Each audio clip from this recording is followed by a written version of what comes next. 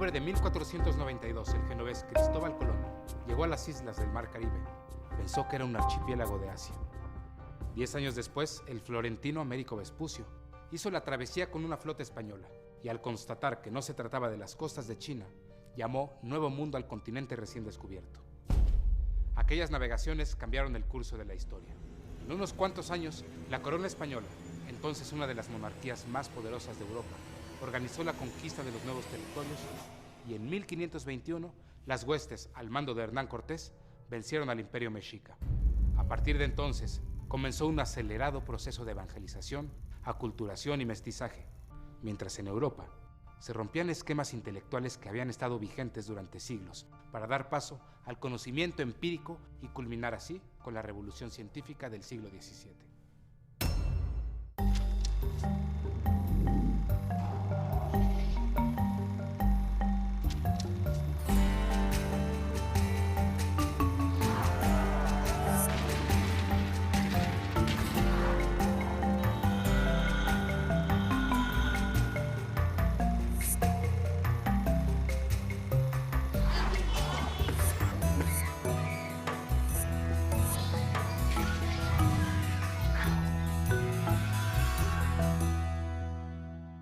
Esta es la historia de cómo la educación jugó un papel fundamental en el proceso de colonización del Nuevo Mundo.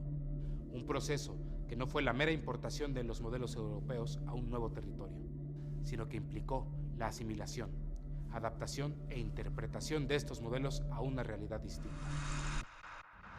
Cuando los europeos se internaron en el territorio recién descubierto, encontraron civilizaciones con un alto grado de desarrollo cultural, social y político, y una concepción del mundo completamente distinta a la europea.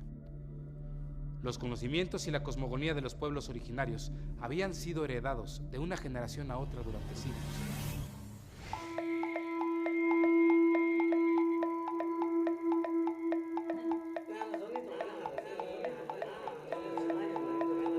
La transmisión del saber es una preocupación de los hombres.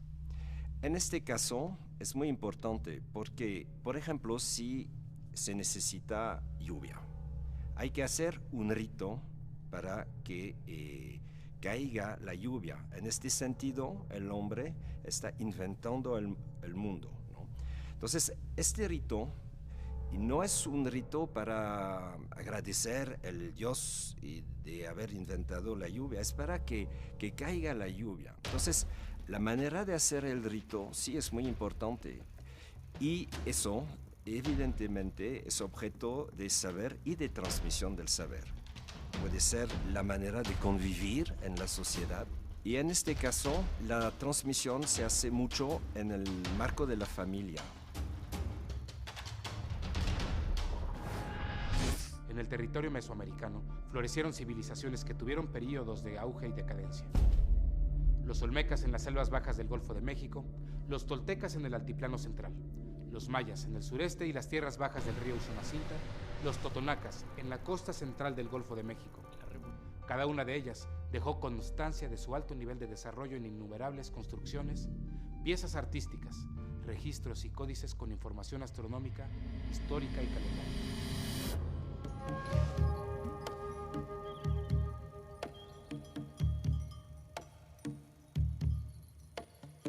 Yo decidí de poner el límite de la existencia de Mesoamérica en 1200 a.C. Precisamente en este momento aparecen los primeros textos. Cuando digo textos, puede ser estelas y dibujos, grabados, pinturas en la piedra o en estuco y también hasta monumentos. La configuración de los monumentos, de una cierta manera, es una escritura. Una pirámide significa algo. Se puede transmitir a través de la escritura. Esa escritura puede ser pública, en monumentos públicos, o en manuscritos, códices o libros. El movimiento de los grupos humanos originó que unas culturas influyeran en otras, compartieran deidades y ritos. Hubo pueblos que sometieron a otros, tal como sucedió con los aztecas o mexicas, que durante el siglo XII se establecieron en el Valle de México. En 1325 fundaron su capital, Tenochtitlán, que por sí sola era el máximo ejemplo del alto desarrollo que alcanzaron. En poco más de un siglo se convirtieron en la mayor fuerza política de la Cuenca de México con la triple alianza que establecieron con los señoríos de Texcoco y Tlacopan.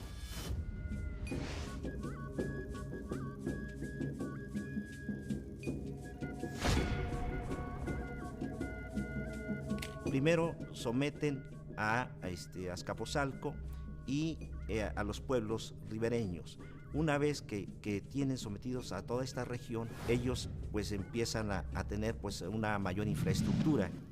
Se inician las conquistas hacia otras regiones, como es el caso del estado de Morelos, el estado de Guerrero, con Izcóatl, que lleva a cabo campañas militares hacia esta región, y bueno, posteriormente otros tlatoanis o gobernantes hacen incursiones a otras regiones, como es el Golfo de México, el estado de Oaxaca, incluso a la zona maya y hasta Centroamérica. Entonces, este expansionismo pues se da por diferentes motivos. Por un lado, al ser los mexicas un pueblo fundamentalmente militar, inician pues este expansionismo, ¿verdad? Pero con el propósito de la obtención del pago de tributo de los productos que se tenían en otras regiones. Por un lado, bueno, los productos alimenticios, que eran vitales, muy importantes para sostener pues este aparato gubernamental mexica, y también en ciertas ocasiones como una fuente de alimentación para la población en general. Pero además está la obtención de otros productos que se daban en otras regiones y que los mexicas necesitaban. Por ejemplo, tenemos las piedras preciosas que se van a dar en la zona del Balsas, en el estado de Guerrero, o el algodón también que se producía en la tierra caliente, tanto de Morelos, Guerrero y algunos otros lugares. En menos de 200 años, los mexicas van a someter alrededor de 400 pueblos. Van a conformar también aproximadamente 38 provincias, ¿verdad?, en toda esta región de Mesoamérica. La hegemonía de los mexicas sobre numerosos pueblos mesoamericanos acabó con la caída de Tenochtitlán en agosto de 1521. Como acto simbólico, el mercedario Bartolomé de Olmedo, capellán de Hernán Cortés, ofició la primera misa en la devastada ciudad. Y 2 años después, comenzaron a llegar los misioneros que con su labor evangelizadora ayudarían a consolidar la dominación en la Nueva España. La conversión a la doctrina cristiana era prioridad para la corona española, y en esta etapa, instruir a las antiguas élites indias serviría para apoyar esa causa. En un primer momento se habla de educar de modo especial a las élites indígenas para que sean un puente entre los conquistadores y los conquistados. Ellos aprenden latín, español, incluso algo de teología, y más adelante se considera que no conviene mantener los señoríos indígenas como hasta entonces, y se habla de reunir a las comunidades indígenas en pueblos donde serían instruidos por un doctrinero en las verdades elementales de la religión cristiana.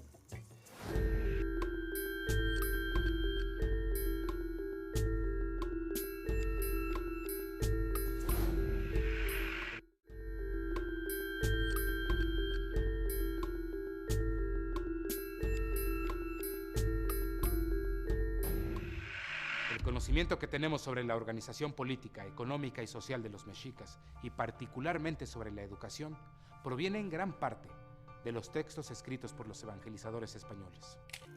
El franciscano Fray Bernardino de Sahagún recopiló testimonios indígenas tan detallados que su obra es un compendio casi enciclopédico sobre la vida de los mexicas antes de la conquista. De acuerdo con estos textos, en la sociedad mexica, además de heredar el oficio de los padres, los varones eran preparados para distintas actividades que incluían el sacerdocio y la milicia. Sus escuelas se tenían 2 básicamente, que eran el Calmecac, que quiere decir hilera de casas, y el Tepuxcali. En el caso del Calmecac, se encontraba uno dentro del recinto sagrado de Tenochtitlan. Entonces, las fuentes históricas refieren que en este colegio estaba destinado para que estudiaran los hijos de los nobles mexicas, ¿no? Donde salían preparados los futuros militares o sacerdotes o políticos o administradores de la ciudad, ¿no? Se seguía pues toda una disciplina muy rigurosa. A la medianoche los levantaban y los bañaban con agua fría. Al amanecer, bueno, consumían sus alimentos o tenían que participar en la elaboración de los alimentos. Las actividades cotidianas, pero también eran preparados en otras actividades, como son en la interpretación de los códices, en la lectura, actividades de la literatura, en filosofía, además de practicar danza, cantos. Estas escuelas, como en el caso del Calmecac y el Tepuxcali, eran profundamente religiosas, pero también eran preparados para las actividades de la guerra. En el caso del Tepuxcali, tenemos que se encontraban sobre todo en los barrios, en los calpulli. Ahí existían estas escuelas. Es algo que se hace al nivel del barrio y hay una especie de socialización de la juventud hasta el momento del casamiento. Y el momento del casamiento induce una ruptura con este grupo de jóvenes. Y después el joven va a entrar seguramente en otro ciclo de aprendizaje que sería la especialidad de su oficio, ¿no? Por ejemplo, si va a entrar como no sé, tlacuilo, va a aprender el sistema de no solamente cómo escribir, pero cómo fabricar la tinte, cómo fabricar los pigmentos, cómo moler los pigmentos, cómo preparar el estuco que va a venir sobre la piel del códice, etcétera, etcétera. Entonces es un sinnúmero de conocimientos. Los dominicos se trasladaron hacia el sureste y fundaron conventos en Oaxaca, Puebla y Chiapas. Los agustinos se asentaron en la región del actual estado de Michoacán, mientras los franciscanos, que habían sido los primeros en llegar, se establecieron principalmente en la Ciudad de México, Tlaxcala y Texcoco.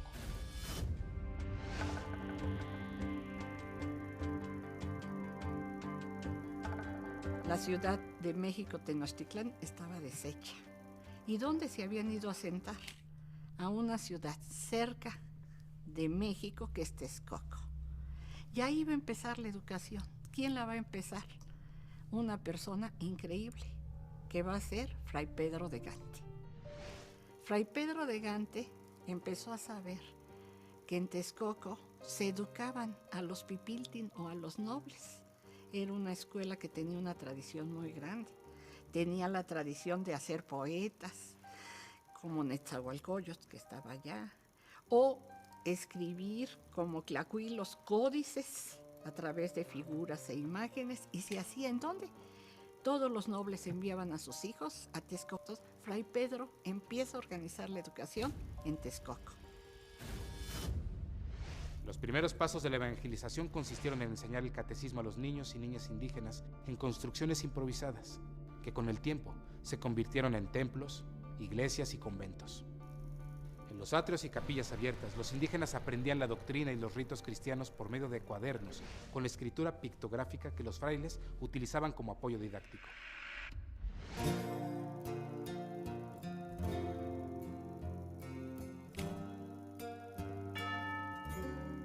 No fue fácil, todo esto lo estoy explicando como muy fácilmente, pero no es fácil. No es fácil porque hay muchos idiomas, muchos lenguajes.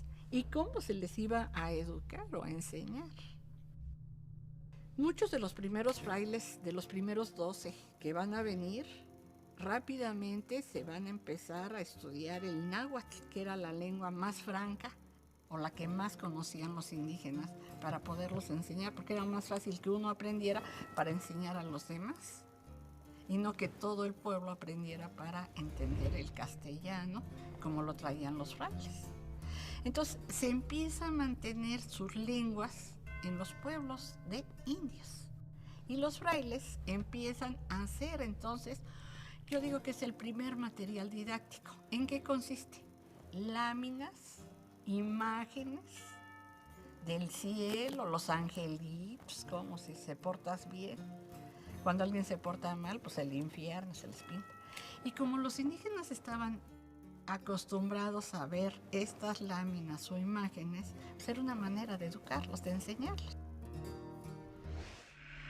En enero de 1536, con el apoyo del virrey de Mendoza y el obispo Juan de Zumárraga, los franciscanos fundaron el Colegio de la Santa Cruz de Tlatelolco, que fue la primera institución de enseñanza e investigación para los hijos de los caciques indígenas.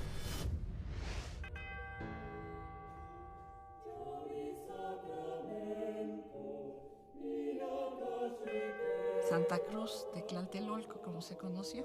Dice, aquí vamos a traer tlalmaltines, o sea, maestros que puedan enseñar.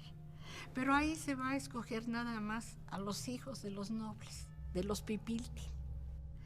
Y al principio se pensó que podrían ser sacerdotes, pero la castidad no es algo que sea tan fácil para el grupo indígena. Ahí funcionaba como internado, o sea, los niños entraban de 10 o 12 años, los niños ahí tenían que permanecer en la escuela, se les despertaba con maitines o con la campana prima, a las 5 iban a oír misa.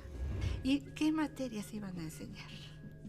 Y aquí sí, empezamos a hablar de sintaxis, de gramática, de retórica, de cánones, por ejemplo, y en los cánones estaba historia, estaba geografía, o sea, materias que les sirvieran a los niños como para poder encauzar todo lo que iba a ser la educación y que ellos pudieran ser los grandes dirigentes de estas repúblicas de indios.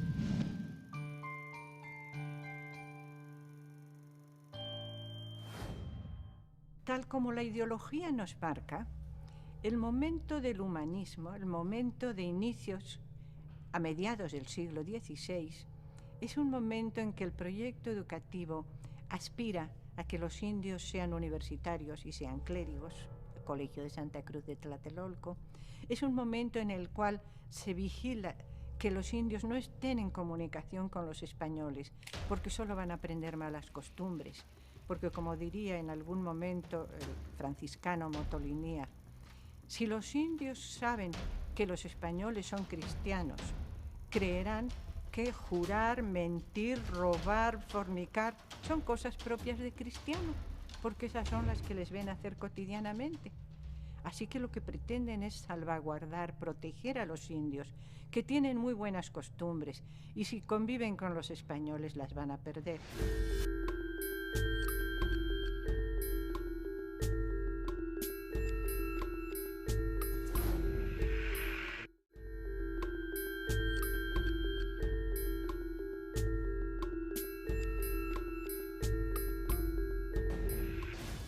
La Nueva España tuvo el privilegio de tener la primera institución de educación superior en el continente americano.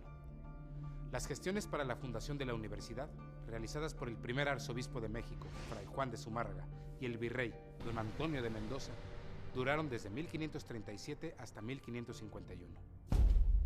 Ni el virrey ni el arzobispo lograron ver realizadas sus aspiraciones. Zumárraga murió en 1548 y Mendoza fue promovido al Perú. Pero finalmente, 32 años después de la caída de Tenochtitlán, en septiembre de 1551, y siendo virrey don Luis de Velasco, el emperador Carlos V aprobó la cédula para la fundación de la Real Universidad de México.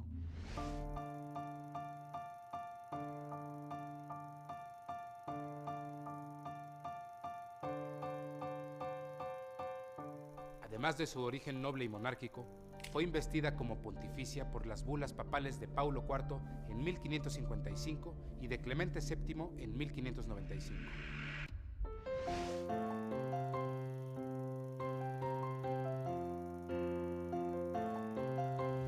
Van a traer el mismo plan de estudios de la Universidad de Salamanca. ¿Qué materias o cursos, qué carreras se van a dar ahí? Y tenemos lo de cánones, lo de artes, lo de retórica, leyes, gramática, teología y escrituras sagradas. ¿Quiénes podían asistir a la universidad? Los hijos de los españoles, o sea, los criollos, y además pueden asistir los indígenas. Casi no se inscriben los indígenas a la universidad, debo de decir, tenemos el caso de 2 o 3 nada más. Aunque la Universidad de México estaba llena de clérigos, era una institución real. No dependía de ninguna autoridad eclesiástica. El rey le permitía, con bastante supervisión, autogobernarse, pero no dependía ni del obispo, repito, ni de ninguna autoridad de carácter eclesiástico. Es una iglesia cada vez más vigilada y más acotada por el rey. En ese sentido, el rey está tomando todas las medidas pertinentes a la educación. En unas cuantas décadas, el dominio español se extendió más allá del territorio de la antigua Mesoamérica. Aunque en muchas regiones seguían predominando estructuras indígenas y la mayor parte de la población vivía según las tradiciones prehispánicas y hablaban sus propias lenguas. La hispanización implicó una nueva forma de vida que, entre otros elementos, incorporó la religión católica, la lengua castellana, una organización política y social distinta y la educación occidental. Comenzó entonces un mestizaje racial y cultural que dio origen a un territorio multiétnico y multicultural.